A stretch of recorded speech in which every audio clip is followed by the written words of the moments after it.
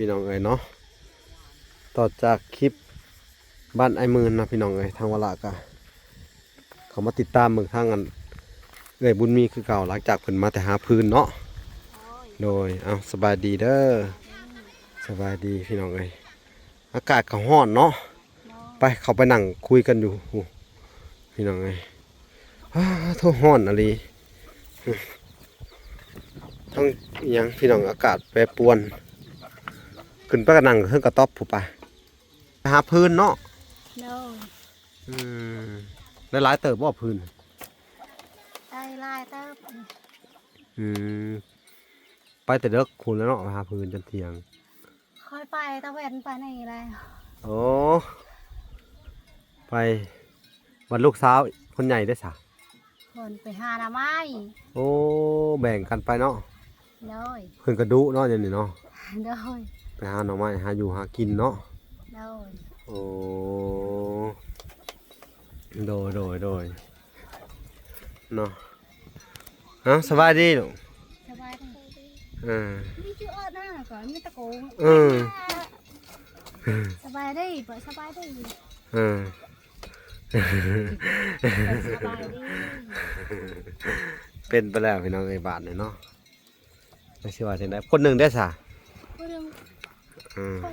จะกระชายมันไปนี่เนาะไปหาลอลินเนาะตามภาษาเด็กน้อยพี่น้องไงนั่นก็เงินคอนั่นกินข้าว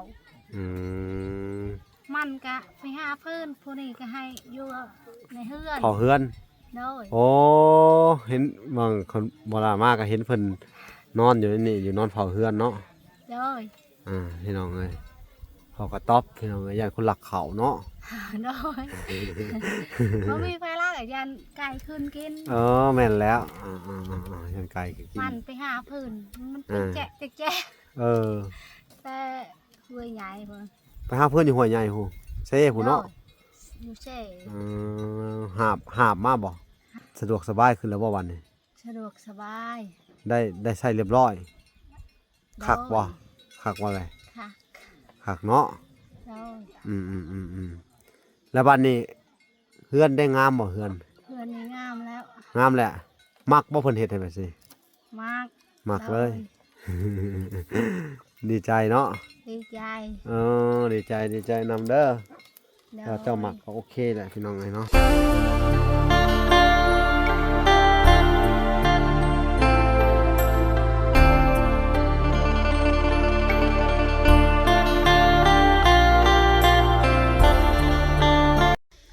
พี่น้องเอ้ยเนาะต่อจากคลิป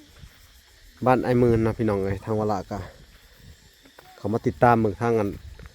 เอ้ยบุญมีคือเก่าหลังจากเพิ่นมาแต่หาพื้นเนาะโดยเอาสบายดีเด้อสบายดีพี่น้องเอ้ยอากาศก็ร้อนเนาะไปเขาไปนั่งคุยกันอยู่พี่น้องเอ้ยโทษร้อนอะไรทั้งอิหยังพี่น้องอากาศแปรปรวนขึ้นไปกระนั่งเครื่องกระต๊อบผู้ไปขึ้นไปทางเฮือนเจ้าอากาศพี่น้องเลยร้อนอ้าวเนาะยากเลยพี่น้องเลยในการเดินทางก็ได้ร้อนอ้าวในฝนตกพี่น้องเลยร้อนมากเลยเมื่อเทื่อกับฝนกระตกขึ้นมาในทางเฮือนเลยโอ้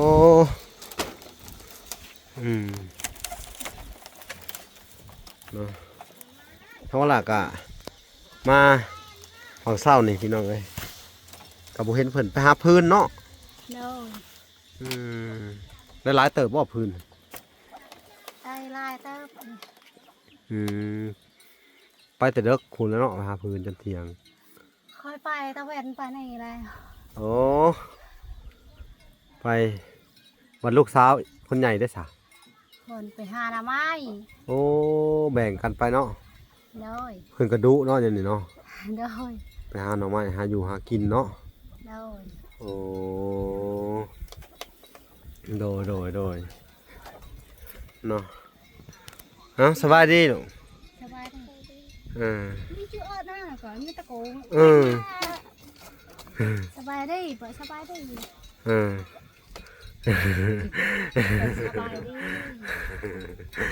เป็นไปแล้วพี่น้องไอ้บาทเนี่ยเนาะไม่ใช่ว่าจะได้คนหนึ่งได้สะ เขาจะกระชายมันไปนี่นี่เนาะ ไปหาลอลินเนาะตามภาษาเด็กน้อยพี่น้องเอ้ย นั่นก็เงินคอน่ะ อ่า กินข้าว อืม มันกะไปหาเพื่อนผู้นี้ก็ให้อยู่ในเฮือน เผาเฮือน โดย โอ้เห็นบางคนโบราณมากก็เห็นเพิ่นนอนอยู่นี่อยู่นอนเผาเฮือนเนาะ โดย พี่น้องเอ้ยเขาก็ตอบพี่น้องเอ้ยอย่างคนหลักเขาเนาะ โดยบ่มีไฟลากอะยันไก่ขึ้นกิน แม่นแล้วยังไกลก็กิน มันไปหาเพื่อนมันติดแจ๊ะติดแจ๊ะ เออ แต่เว้ยใหญ่เพิ่น ไปหาเพื่อนอยู่ห้วยใหญ่หูเซ่หูเนาะ อยู่เช่ หาบมาบ่ หามาแล้ว เนาะพี่น้องเอ้ยพื้นหลัว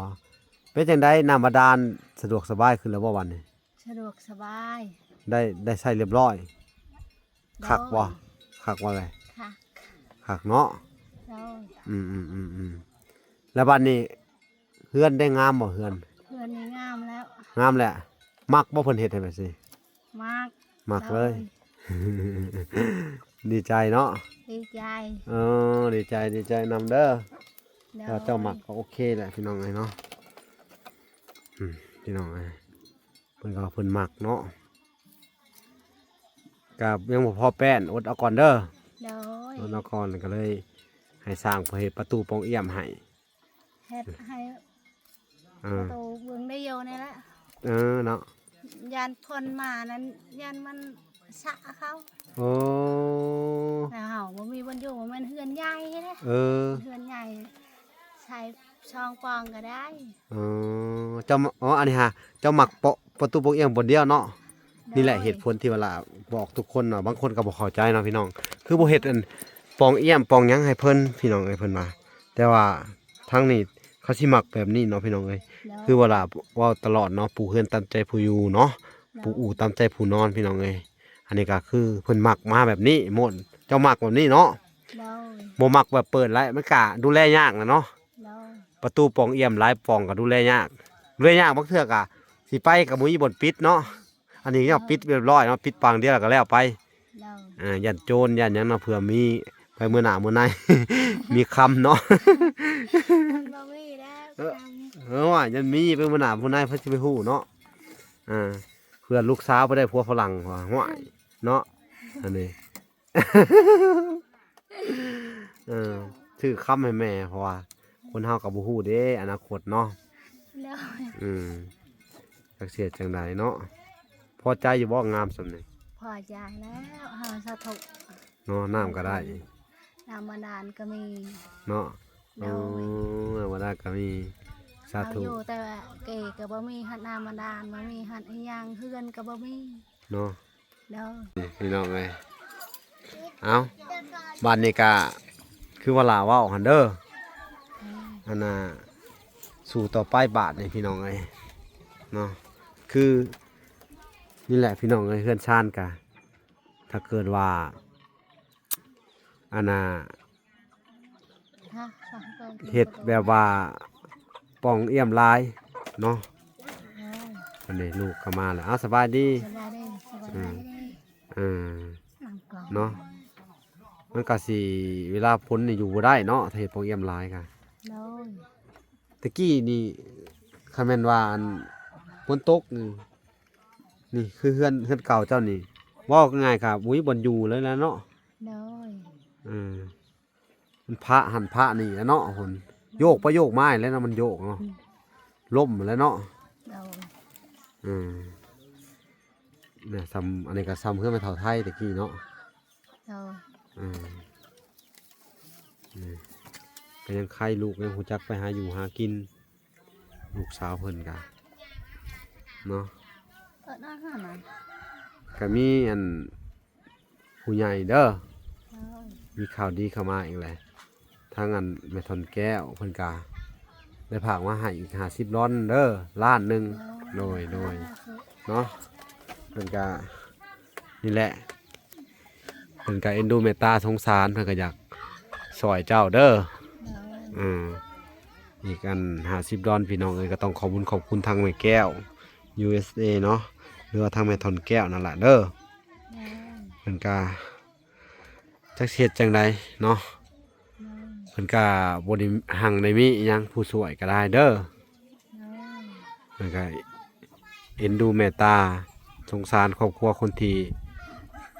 ทุกข์ยากคือชุมเจ้านี่ทุกข์ยากเนาะแต่ว่าทางชุมเพิ่นน่ะคืออยู่ทางอันเมืองนอกเนาะก็พอหาอยู่หากินได้อยู่แต่ว่าบ่แม่นคนรวยเนาะมีโอกาสได้หาเนาะแต่ชุมเจ้านี่ก็ยอมรับว่าหายากได้พี่น้องเวียกงานก็บ่มีเนาะคนแถวนี้บ่มีโอกาสได้ไปหาอยู่หากินแบบว่ารับจ้างทำงานเนาะแต่ว่าหาอยู่หากินตามธรรมชาติก็ยากอยู่เนาะก็คือมันแห้งแล้งครั้งนี้เนาะตอนนั้นตำปากะส่วนหลายกะมันบ้านติดน้ำอยู่กับจริงติดเซใหญ่พี่น้องเอ้ยหาปูหาปลาก็บ่ได้ผู้หญิงสิเนาะแล้วก็มีแต่ผู้ชายไปหาเนาะแล้วก็ยามน้ำท่วมก็ท่วมข้าวท่วมน้ำเนาะทางบ้านเจ้านี่เนาะปีนี้สิไปเฮ็ดน้ำไผเฮ็ดไห้เฮ็ดนาสิไปดำน้ำไผไปดำแถบบ้านนะขอดำเขาเด้อผู้ใดที่มีนาอันได้หน้าใหญ่ๆนะกว้างๆนะครับขอดำน้ำเขาเนาะดำนาเก่งอยู่บ่มันก็ได้แก่จันว่าเก่งนำให้นำนาพี่น้องเนาะป้ายบ้านนี้ไปลองสูบลงเบิ่งหน้าเบิ่งในเป็นจังไดอากาศมันกะบดแน่ป่ะแดดมาหันมันแดดพี่น้องมันบดนี่คือฝนสิตกนี่เวลากับผ้าสิเข้าก่อนพี่น้องเอ้ยนี่แหละเฮือนเพิ่นก็สิประมาณนี้พี่น้องเอ้ยเนาะ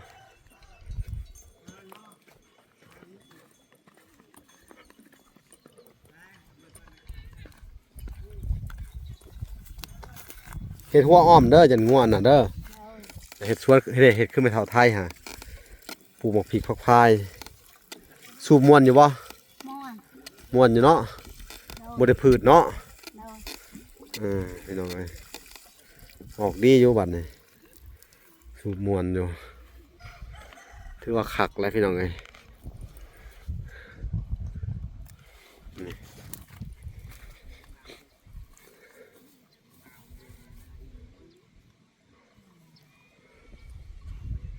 ก็สิประมาณนี้แหละพี่น้องเนาะ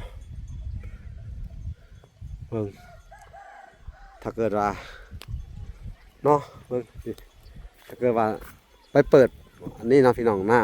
ำฝนมันสาดไปสิมันก็สะเฮือนนี่คือเพิ่นบ่มักประตูปองเอี่ยมได้พี่น้องไอ้คนแถวนี้ส่วนหลายก็สิบ่มีประตูปองเอี่ยมเฮือนหลังบักใหญ่น่ะก็บ่มีเนาะบ่มีปองเอี่ยมพุ่นหลังใหญ่ๆน่ะก็ได้มันมีเป็นบางเฮือนน่ะมีปองเอี่ยมแต่เนาะเพิ่นเฮ็ดเฮือนหลังใหญ่ก็มีตัวน่ะใหญ่หลายเพิ่นเฮ็ดปองเอี่ยมใส่หั่นเนาะแต่เขตนี่บ่มีเลยพี่น้องไอ้เจ้าก็บ่มักเนี่ยเนาะบ่มักปองเอี่ยมเป็นได้แน่นดีบ่เฮือนนี่แน่นขนาดเวลาฝนตกผ่านลงแห้งๆนี่บ่นี้ไปใช้ก็ชิวได้อยู่บ่สิเนาะมันบ่ปีนบ่กลนเนาะไปเบิ่งอีกไปย่างไปเบิ่งอันน่ะมันต่ำพี่น้องไอ้มันบ่ฮุบดอกเฮือนสับนี่พี่น้องไอ้ลองควายเบิ่งดูควายได้บ่บ่ติงเลยว่าเทตีนเสาอย่างดีเลยพี่น้องนี่เทตีนเสาอย่างดีเลยเนาะนี่พี่น้องเอ้ยนี่เสียทีแต่มันอยากต่ำแน่เนาะโฉกตัวป้ายแน่นเนาะแน่นอันนี้รอโอ้ดีมุกดีใจนำเนาะพี่น้องเอ้ยมันก็เห็ดดีได้พี่น้องเอ้ยตอกแป้นมาแล้วก็เสียดบันไดขึ้นมาอันนี้เนาะคือเอากันจะก็ย่างขึ้นมาในเด้อบันไดหรือว่าเสียดขึ้นมาสิก็ได้เอาถ้าเขาเห็ดขึ้นมาสีมันถึงงามกว่าเวลานั่นแต่กว่าอยากเห็ดต่อไว้ผูกอะหาวิธีต่อไปใส่เครื่องนั่นน้อยจังนี่กระต๊อบน้อยจังนี่